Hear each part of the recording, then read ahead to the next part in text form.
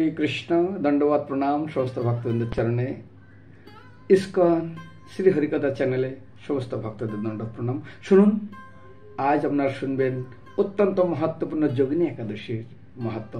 भगवान কৃষ্ণকে যুধিষ্ঠির মহারাজ জিজ্ঞাসা করছেন, প্রভু আষাঢ় মাসে কৃষ্ণপক্ষের একাদশীর महत्व কি, দয়া করে আপনি আমাকে বলুন।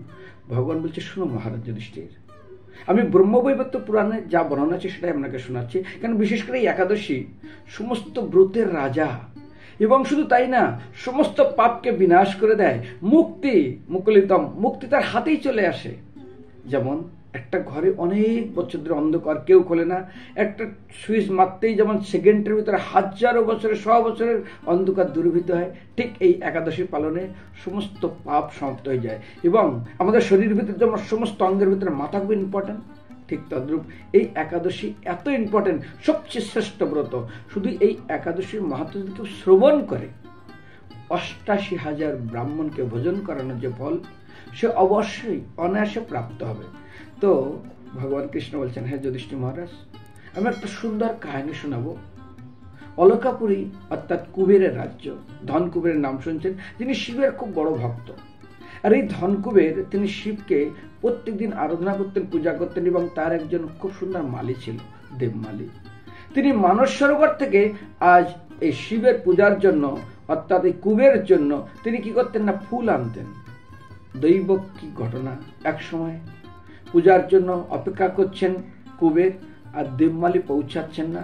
তিনি সংবাদ পাঠান, দেখো তো কি হয়েছে। এসে দেখে দূতেরা, আরে দেবমালি তার স্ত্রী অত্যন্ত সুন্দরী ছিল, এবং তার সেই সৌন্দর্যের প্রতি আকৃষ্ট হয়ে তিনি তার প্রতি এত আসক্ত হয়ে যায়, এবং তিনি কিছু সাংসারিক কার্যে এত তার সঙ্গে ব্যস্ত হয়ে যায়। এবং যখন এসে দেখে দূতেরা, এই দেবমালি তার স্ত্রী ছিল অপূর্ব সুন্দরী, তার নাম ছিল বিশালাক্ষী। তার সঙ্গে তিনি কামাসক্ত হয়ে তিনি তার ইচ্ছা পূরণের জন্য এত ব্যস্ত হয়ে যায়, এবং তার দিক ভুলে যায়, সময় ভুলে যায়, সেবা ভুলে যায়, এবং 2 প্রহার মাত্র 6 ঘন্টা অতিবাহিত হয়ে যায়। এই সংবাদ যখন কুবেরকে কি জানানো হয়, কুবের অত্যন্ত ক্রোধান্বিত হয়ে যায়, চোখ লাল হয়ে যায়, বলে এখনই তুমি দেবমালিকে আমার সামনে উপস্থিত করো।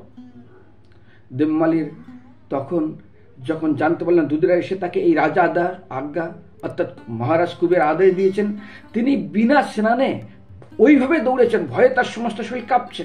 তিনি রাজার সামনে উপস্থিত হলেন, কুবেরের সামনে।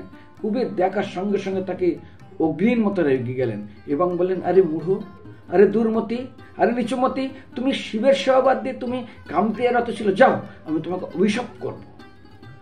আর যেই অভিশাপের কথা শুনেছে, সঙ্গে সঙ্গে দেবমালি ভয়ে থরথর করে কাঁপছে। কিন্তু রাজা বারবার ক্ষমা চাইলেন, ক্ষমা করলেন না। বলে, শোনো, তোমার শরীরে কুষ্ঠব্যাধি হবে, যে কুষ্ঠব্যাধির যন্ত্রণায় তুমি সারা জীবন শুধু কষ্ট হবে। তো শুধু তাই না, তোমার স্ত্রী যার সৌন্দর্যে তুমি এত আকৃষ্ট হয়ে আর শিবের পূজা করলে না, মনে রাখো তার সঙ্গে তোমার বিরহ হবে, বিরহ বিচ্ছেদের যন্ত্রণা তোমায় ভোগ করতে হবে। তৃতীয়ত, তোমাকে এখান থেকে অধোগতি হবে, তুমি আর এখানে থাকতে পারবে না। এই 3টা অভিশাপ পাওয়ার সঙ্গে সঙ্গে যাই হোক তিনি পতিত হয়ে গেলেন, এবং তিনি বিভিন্ন জায়গায় প্রচন্ড কষ্ট ভ্রমণ করছেন। আর শ্বেত কুষ্ঠের সেই যন্ত্রণা, গলিত কুষ্ঠের যন্ত্রণা ভ্রমণ করতে হতে তিনি একদিন ভাগ্যক্রমে অত্যন্ত পূর্বের জন্মের সুকৃতির ফলে, এবং তিনি যে শিবের পূজা করেছিলেন, এই শিবের বিশেষ আশীর্বাদে তিনি শিবকে ভুলেননি। তিনি যে প্রত্যেকদিন শিবের জন্য সেবা করতেন, তিনি মার্কণ্ডেয় ঋষির আশ্রমে উপস্থিত হন। আর এই মার্কণ্ডেয় ঋষি তার আশ্রম ছিল হিমালয়ে, এবং তিনি তার প্রতি অত্যন্ত অত্যন্ত দরিদ্র হয়ে যান, এবং তিনি বারবার মার্কণ্ড ঋষির চরণে পতিত হন এবং কান্না করেন, মাত্র দুঃখের কথা জানান। বৈষ্ণবের নিবেদনে কৃষ্ণ দয়াময়, এহেন পতিত জনে হইবেন সদয়। তো যখন কোনো বৈষ্ণব কৃপা করে, তখন সে ভগবানের কাছে প্রার্থনা করে। আমরা শুনেছিলেন না, কবে শ্রী চৈতন্য মোরে করিবেন দয়া, কবে আমি পাইব বৈষ্ণব পদশয়া। যদি চৈতন্য মহাপ্রভু কোনোদিন কারো কৃপা করে, বৈষ্ণব তার গৃহে যাবেন, বৈষ্ণবের আশীর্বাদ এবং বৈষ্ণবের দর্শন তিনি পাবেন, বৈষ্ণবের কৃপা পাবেন। আর বৈষ্ণব যদি কাউকে কৃপা করেন, তাহলে কি হবে না, কবে আমি ছাড়িব বিষয় অভিমান, কবে বিষ্ণু জনে আমি করিব সম্মান। এবং এই বিষ্ণু জন অর্থাৎ ভগবত ভক্তের সান্নিধ্য লাভ করে। ব্রহ্মাণ্ড ভ্রান্তে কোনো ভাগ্যবান জীব গুরু কৃষ্ণের প্রসাদে পায় ভক্তিলতার বীজ। এই দেবমালী পূর্বের জন্মের এই শিবের সেবা করার ফলে, পূর্বের জন্মের আগেরই তিনি তার বিস্মৃত হন না এবং শিবের কাছে প্রার্থনা করেন। এবং মার্কণ্ড ঋষির কাছে যাওয়ার পর মার্কণ্ড ঋষি বললেন, তুমি চিন্তা করো না, আমি চেষ্টা করছি তোমার এই কষ্ট থেকে নিবারণের জন্য। শোনো, আষাঢ় মাসে কৃষ্ণপক্ষে যোগিনী একাদশী বলে একটা যোগী একাদশী আছে। তুমি যদি এই একাদশী পালন করো না, তুমি সমস্ত পাপ থেকে মুক্ত হয়ে যাবে, তোমার এই কষ্ট থাকবে না। তোমার স্ত্রীর সঙ্গে বিরহজনিত অভিশাপ তুমি যে পেয়েছো, এই শরীরে কষ্ট যে তুমি পাচ্ছ, সব সমাপ্ত হয়ে যাবে। যেমন আমরা দেখছেন সূর্য ওঠার আগে চোর বদমাশ গুন্ডা যেমন সবাই পালিয়ে যায়, ঠিক সেরকম আজ এই একাদশী করার পর তোমার জীবনের সমস্ত দুঃখ কষ্ট সমাপ্ত হয়ে যাবে। এবং সেই অনুসারে মার্কণ্ড ঋষির কথা মতন আজ দেবমালী এবং তার স্ত্রী দুজনেই আজ এই ব্রত করলেন। ব্রত করার ফলে তিনি সম্পূর্ণ পাপ থেকে মুক্ত হয়ে যান এবং তিনি সুখে এবং আনন্দে তার স্ত্রীর সঙ্গে তিনি বসবাস করতে লাগলেন।